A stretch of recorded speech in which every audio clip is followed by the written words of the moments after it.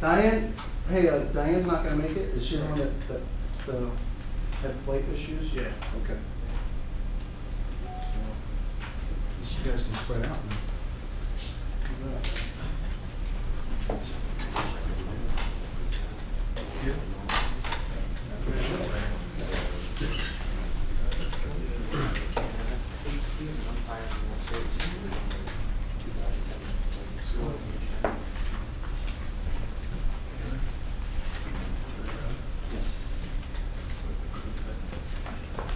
All right. Good morning, everyone. Hopefully your travels were well and you got here. For those of you that I haven't met, my name is Nick Caringi. I'm the Senior Director of Operations and Education for Little League Baseball and Softball. So welcome to Williamsport. I wish it were a little more sunny for you, but when you get a chance, there's still a pretty nice view out the window there on the side. So we've got a full day ahead of you, ahead of us. But before we do that, I'd like to introduce our President and CEO, Steve Keener. Steve.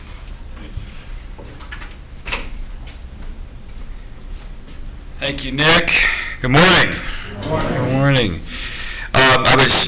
Some of you probably couldn't hear me, and this isn't going to be a telecast like you'd see on ESPN or one of the other news channels, but we're on the verge of launching a live 24/7 Little League network on the internet that we hope to someday use for training purposes, for some fun things, obviously to communicate with the millions of people that are involved in our program. So what we're doing today, and I believe tomorrow, Nick, correct me if I'm wrong, we're doing another test. So what we're doing right now is actually being carried live online. And we've sent notices out to interested parties who would be have interest in watching or at least sharing part of the next 2 days with us that couldn't be here, but would like to be part of this. So we welcome those who perhaps happen to be watching online, and it'll be kind of interesting in 10 or 15 years to look back and see how this has evolved when we're really just on the ground floor of it right now. Most importantly, what I want to do is just, first of all, welcome you to Williamsport, and thank you for coming. We greatly appreciate the fact that you're taking time away from your workplace, your families, your weekend to be here. First and foremost, it demonstrates the type of commitment that we've come to recognize and greatly admire in people who are willing to serve as district administrators. So we're grateful that you're here. I'm going to show you something here in a moment that not too many people have seen. Each year, of course, I'm sure all of you are aware of our relationship with ESPN. They televised the Little League Baseball World Series and then the championships and some of the semifinal games of our other divisional World Series. And each year they put together for us, after the World Series is over, kind of a little highlight tape. Now, this one I should explain because we're approaching the 75th anniversary of Little League Baseball in 2014, and you as new district administrators are going to have a chance to be part of that very special diamond anniversary year. So they took a little different approach with the type of video presentation they made for us, because what they wanted to kind of show us was a little bit of the history of the relationship between Little League Baseball and ABC and Wide World of Sports and ESPN. So I thought you might enjoy seeing it. It's only probably 5 or 10 minutes long, and I'm going to let you take a look at that, and then I'll share a few other thoughts with you. So you ready for that? Okay. You want to get the lights?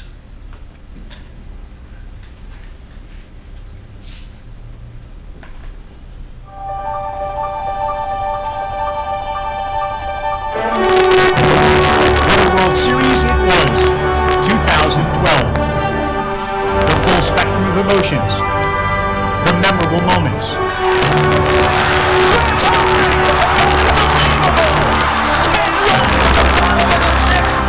The stories, local yet universal. It's one step away. International yet intimate. This ball is driven deep to left field. Motegi has won the game. From the far corners of the world, yet close to the heart.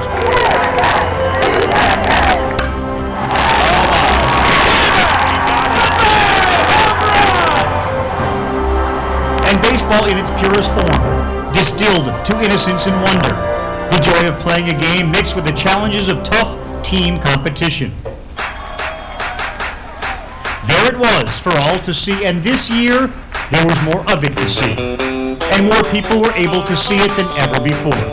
76 games from 9 divisions of play were delivered across the entire family of ESPN networks on every conceivable platform, enabling viewers to stay on top of the action through TV, tablets, computers, or cell phones. They were trending #1 on Twitter in the U.S. What are you going to remember most about your game? The one home run and my play second base. Underlying every component of ESPN's coverage is a true appreciation for the Little League World Series. It's an understanding that has developed through a relationship of nearly 50 years. What you're glad to see here today is a dream come true. I remember when I was a little boy, there was no Little League, we used to say to each other, wouldn't it be great if we had a team with real uniforms, and we played in a real ballpark with fences that you could hit home runs over, maybe we could even have our own World Series. I never expected to be covering a United States Championship game that's going to be played by the Little League where I played and grew up on Billings, Montana. Now that you're here, what do you think? It's everything I thought it would be. ABC's Wide World of Sports first televised the Little League World Series Championship game in 1963, and the game was first broadcast live on ABC in 1985. We come to you live from Lemonade Stadium in Williamsport, where Little League Baseball began. Welcome, everybody. This is the 66th Little League World Series. I don't think the kids probably got a lot of sleep last night waiting for today. I know I wouldn't. I've been lucky and privileged to broadcast 13 Major League World Series, but this has been as cool to me as any of them. You are looking live.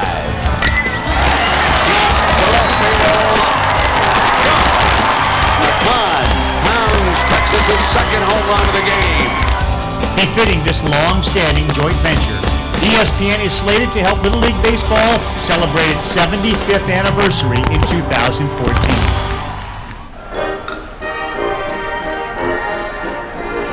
As the bond between broadcaster and event has grown stronger, so has ESPN's commitment to produce content that explores and conveys the core values of Little League Baseball.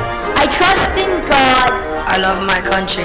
And will respect its laws. I will play fair and strive to win. 選手一同は最後まで全力でプレーすることを誓います。Thank you very much.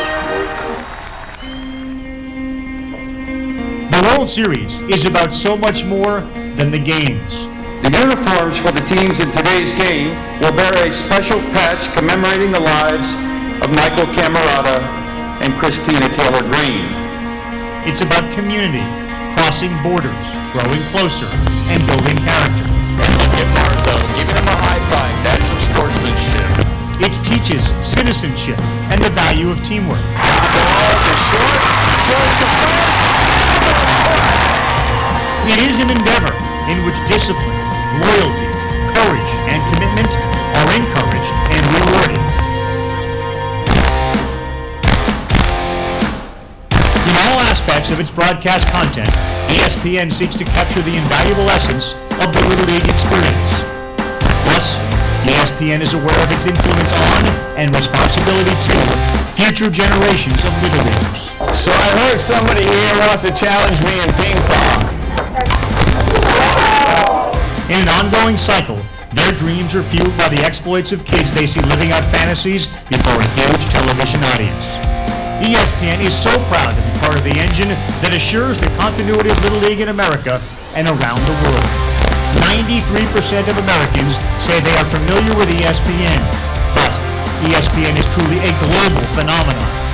The 2012 World Series was broadcast to 197 countries and territories on 18 different ESPN networks to more than 242 million homes around the world. More people spend more time with ESPN than any other sports news, entertainment, and information brand. The Little League World Series has something life-affirming to say to all of us, and there simply is no better vehicle for spreading the word than ESPN. The Little League World Series and ESPN, a long-term, mutually rewarding relationship with a glorious past and unlimited future. It is a match made in baseball heaven, or at least a little slice of it in Williamsport, Pennsylvania, where the country fair meets baseball, Wholesome Americana never gets old. Life lessons are learned at every turn, and dreams do come true at the Little League World Series.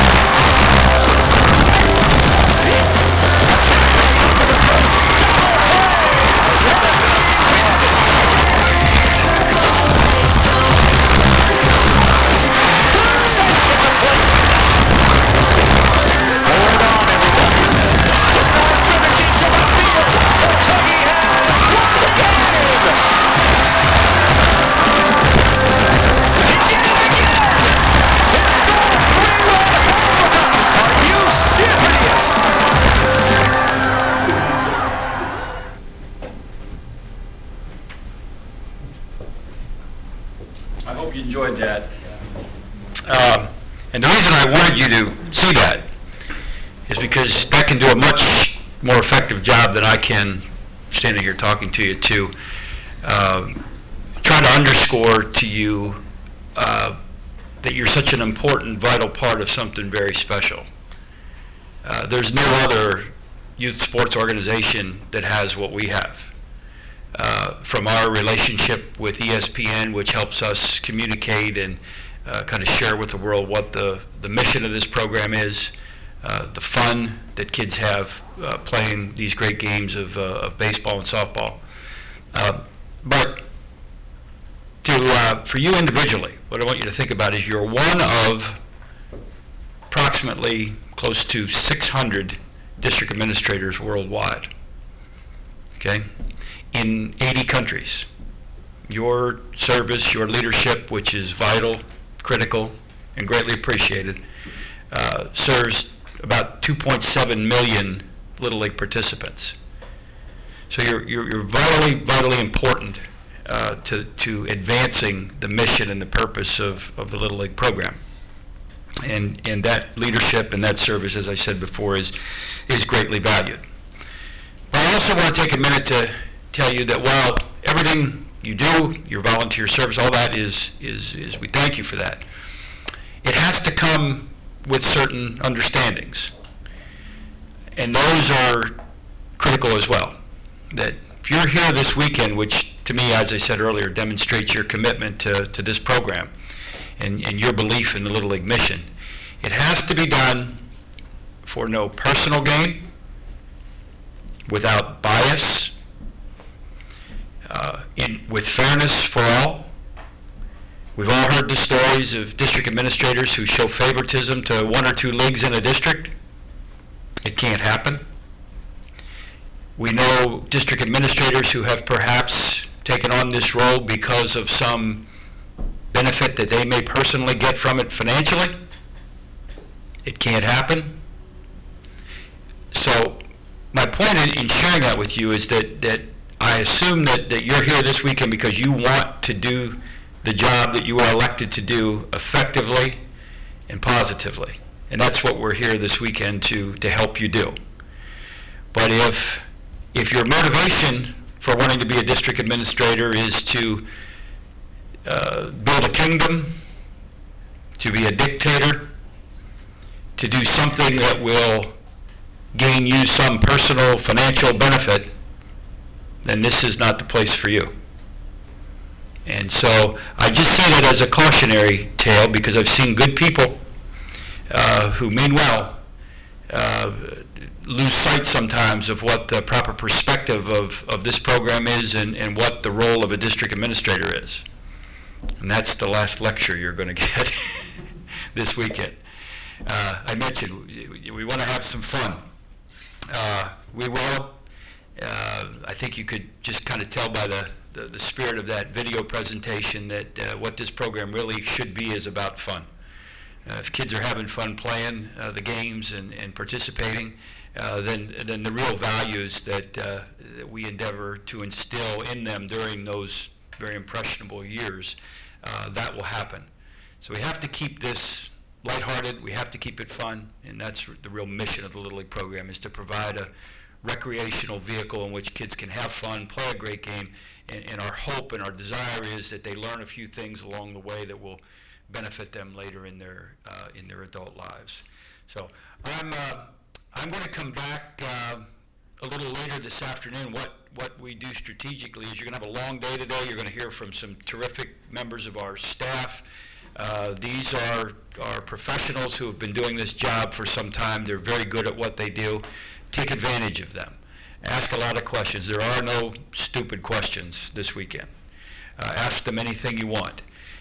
And then when you leave and you go home and back to your districts, remember that they're still here, that your regional staff is there to assist you, and take advantage of them. They've been involved in just about every situation that we can think of. And so when something comes up in your district that you think, how do I handle this? Remember that we are here and that we'll provide you whatever support and information to assist you that we can. And you have that same commitment from the regional offices as well. As I said, I'm going to come back a little later this afternoon, maybe around 4 o'clock or so. And what I'd like you to do is you're going to go through this full day. As you think of things that you'd like to ask me, jot your questions down. And then later this afternoon we'll take an hour or so, or however long you want, and I'll try to answer those questions for you so you can hear it from me. Don't not ask the questions of the people who are presenting to you, but if there's something you'd like to hear my thoughts about, I'll be happy to share with you those at that time. The reason we do it at 4 o'clock is you're going to be tired. You're going to be ready to get out of here, and you'll take it easy on me. So it's one of the perks of being president. You get to kind of pick when you do these. I'm joking, obviously. I look forward to getting to talk with you over the next day or so. I'm not sure how much I can be here tomorrow. I may be here for a short time tomorrow, but hopefully we'll get a chance to say hello. And hope you have a great weekend. I hope you leave here inspired and motivated to do the best job you can as a district administrator for us. And please know how much we greatly value what you're doing and the service that you're providing. So, thanks, Nick.